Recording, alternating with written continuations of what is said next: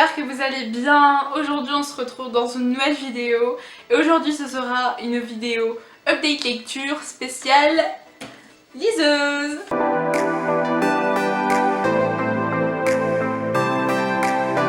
Du coup, spéciale liseuse puisque oui, du coup petite parenthèse, à Noël j'ai eu cette liseuse là. Donc c'est une liseuse Kindle, donc d'Amazon en fait. Et c'est la 10e génération il me semble, parce que ça s'appelle des générations là-bas. Donc c'est la 10e, ça doit être une des dernières en fait qui est sortie. Et je l'aime beaucoup et la batterie tient super bien. Si vous voulez je vous ferai une vidéo dessus pour en parler plus de la liseuse en elle-même. Et voilà. Et du coup bah c'est parti. Donc du coup je vous mettrai la couverture du roman ici. Et je vais prendre mon téléphone pour regarder les chroniques en fait que j'ai fait dessus. Parce qu'il y a des livres, en fait, il y a des livres que j'ai lus il y a un petit bout de temps. Et du coup, bah, ma mémoire, elle les a un petit peu effacés parce que j'ai lu d'autres livres depuis. Et du coup, voilà. Donc on va sur mon petit Instagram. Si vous ne me suivez pas sur Instagram, je ne sais pas ce que vous attendez parce que tout se passe sur Insta. Je demande toutes les questions du monde sont posées sur Insta. Donc je le remets ici, mon Insta. Mais allez me suivre parce que tout se passe là-bas. Voilà. Du coup, le premier que j'ai lu en fait sur la liseuse, et vraiment le premier, c'est Perfect Addiction de Claudia Tan aux éditions Hachette Roman. C'est un roman que j'ai adoré, c'est une pépite. Il est trop bien. Donc là vous voyez, en fait, je suis sur la chronique que j'ai fait. Et oui, ok. Et donc c'est une histoire qui est super bien. Donc en fait on suit une fille qui va être trahie par son petit ami et par sa sœur. Voilà, je n'en dirai pas plus. Et pour se venger un petit peu de son petit ami qui est boxeur et elle aussi elle est dans la boxe et tout, elle va aller voir en fait son ennemi juré de boxe, à son ex. Et elle va l'entraîner de façon à ce qu'il gagne contre son ex. Et ça va être une histoire autour de la boxe et je trouve, je sais pas, ça rend bien. C'est une histoire qui rend super bien et puis évidemment il y a une histoire qui va se raconter autour des deux protagonistes. C'est des personnages qui sont super attachants, qui ont un passé compliqué notamment pour le gars, c'est souvent le gars. Mais là pour la fille, elle a un passé qui est pas non plus très facile. Et franchement c'est une histoire qui est super belle, qui est pleine de bonté, qui a une morale, voilà évidemment, comme d'habitude, qui parle de plein de sujets différents, qui parle de discrimination, d'homophobie, d'homosexualité du coup, du sexisme aussi, à l'égard des filles qui pratiquent des sports de combat comme la boxe. C'est un roman vraiment qui est rempli de plein de sujets différents et c'est ce genre de roman là que j'adore. En plus c'est une romance. Donc voilà, c'est trop bien, c'est un roman vraiment que j'ai adoré. Et du coup ma note est de 5 sur 5, évidemment, c'est obligé. Voilà. Deuxième roman que j'ai eu l'occasion de lire sur cette petite liseuse, c'est Entre pétales et épines de rose. Si mes souvenirs sont bons, le titre c'est ça, ou alors c'est l'inverse. Entre pétales et épines de rose, c'est ça, de Lucie Farigoul aux éditions Plume de Marmotte. Voilà, pareil, c'est un roman qui a été un gros coup de cœur pour moi, qui parle également de sujets complexes, oui, qui parle de sujets tabous, mais l'auteur les aborde de façon simple, sans que ça prenne la majeure partie du roman, mais elle en parle tout en finesse, et c'est ce qu'il faut faire avec des sujets pareils, puisqu'elle parle notamment des attentats qui ont eu lieu du coup en France. Elle traite également le sujet en fait de l'anorexie. Pareil, qui est un sujet tabou dont il faut parler, mais qu'il faut parler avec finesse et avec les mots justes et c'est pas facile du tout. L'auteur il fait superbement bien et franchement c'est un roman qui est super beau, qui est très beau, très bien écrit. Il y a un truc peut-être qui m'a un petit peu perturbée, c'est que une bonne partie du roman est écrit à la troisième personne. Et moi je ne suis pas du tout habituée à la troisième personne. Je lis principalement des romans qui sont écrits à la première personne. Moi-même j'écris des romans qui sont écrits à la première personne, donc me retrouver à la troisième personne c'est un petit peu déroutant, mais ça a été, surtout qu'il y a des moments où c'est à la première personne, donc ça va.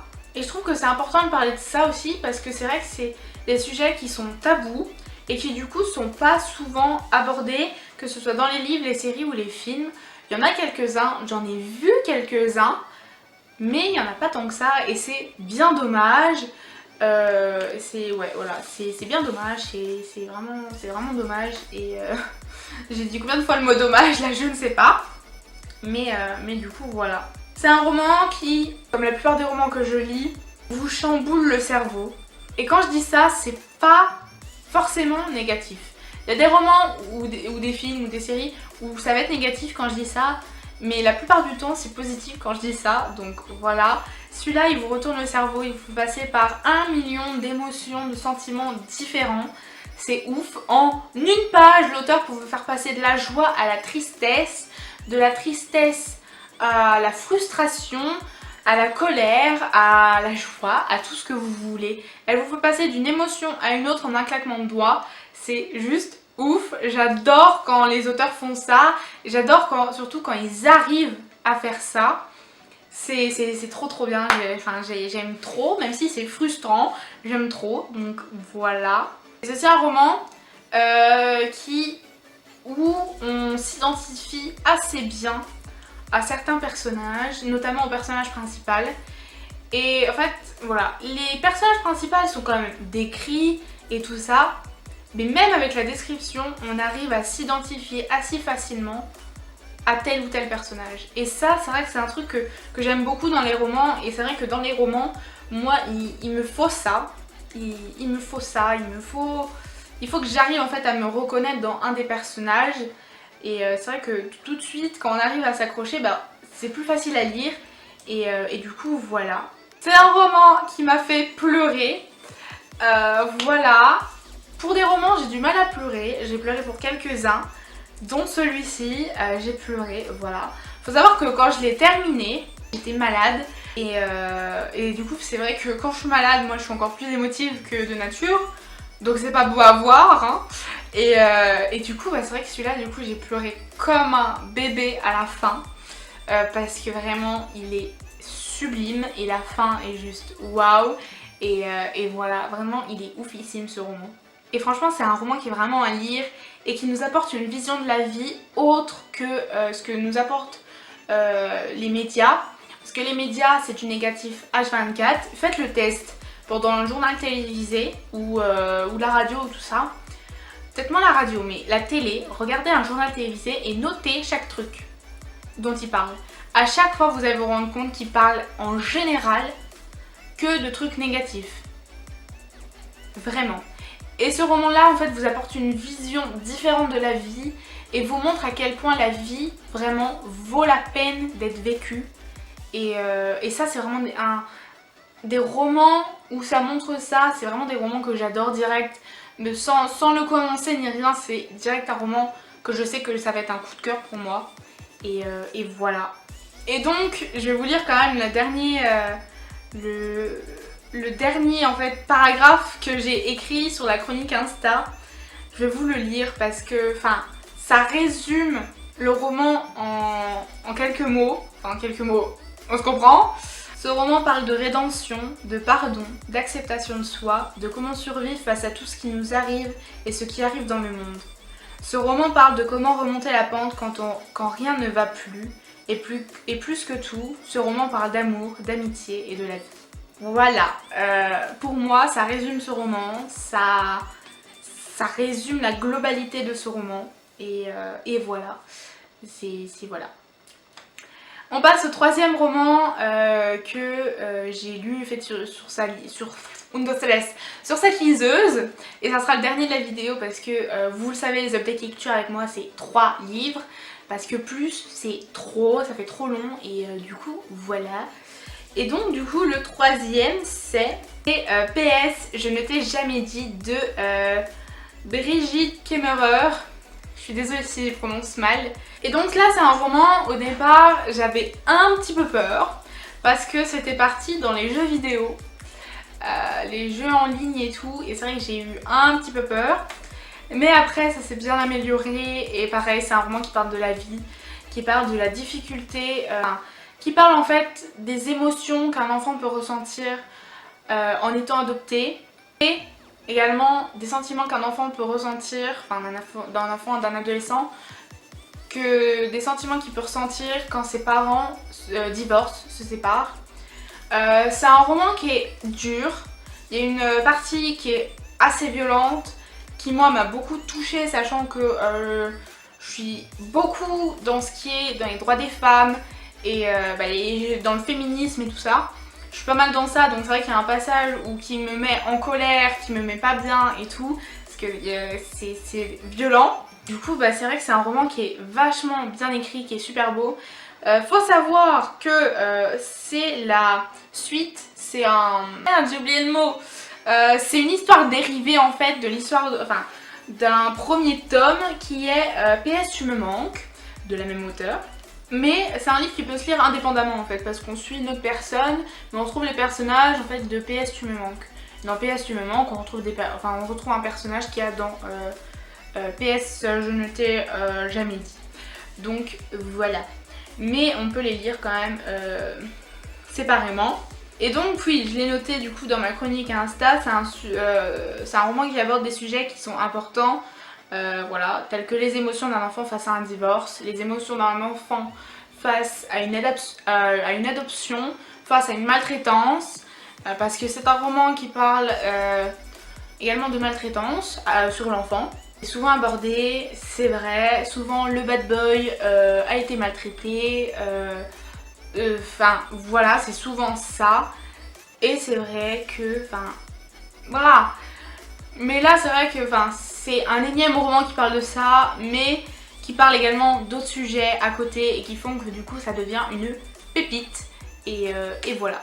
Donc c'est vrai que c'est un roman qui est super bien. Donc ça parle aussi du coup de maltraitance, d'adoption, les risques également lorsqu'on joue à des jeux en ligne. Voilà, d'où la partie violente en fait, qui est bien et qui montre en fait qu'il y a des risques face à ces jeux là. Voilà. Ensuite c'est une histoire qui contient une magnifique histoire d'amour, évidemment vous connaissez mon amour pour les romances, pour tout ça, voilà, c'est évident. Bon là c'est une histoire d'amour qui est naissante. À la fin, si elle est faite, mais c'est à la fin quoi. Tout le long du roman elle est naissante. Mais ça reste une superbe histoire d'amour. Les personnages principaux, je les ai adorés. J'ai adoré voir leur évolution ensemble et chacun de leur côté, au niveau de leurs émotions, au niveau de leur caractère, au niveau de leur acceptation de soi. C'est vrai que c'est vraiment... J'ai adoré voir leur évolution en fait. Et du coup voilà, parce que l'auteur les fait évoluer au fur et à mesure du roman, au fur et à mesure des pages, au fur et à mesure des chapitres. Et c'est vraiment top. Un truc aussi que j'ai bien aimé, c'est qu'en fait les chapitres sont alternés. Donc vous avez le premier chapitre qui est sur le personnage de la fille, donc Emma. Et vous avez le deuxième qui est sur le personnage de Rêve. Après c'est Emma, après c'est Rêve. En fait ils sont alternés selon le personnage principal. Et ça je trouve que c'était cool. Surtout que c'était indiqué. Du coup voilà. PS, je ne t'ai jamais dit, ça reste un roman qui était super bien, qui était très très beau, et ma note est de 5 sur 5, évidemment. De même pour Entre pétales et épines de rose, j'avais pas dit ma note, mais c'est évidemment 5 sur 5 également. Voilà. Et du coup voilà. J'espère que cette vidéo vous aura plu. J'ai peut-être parlé vite et tout.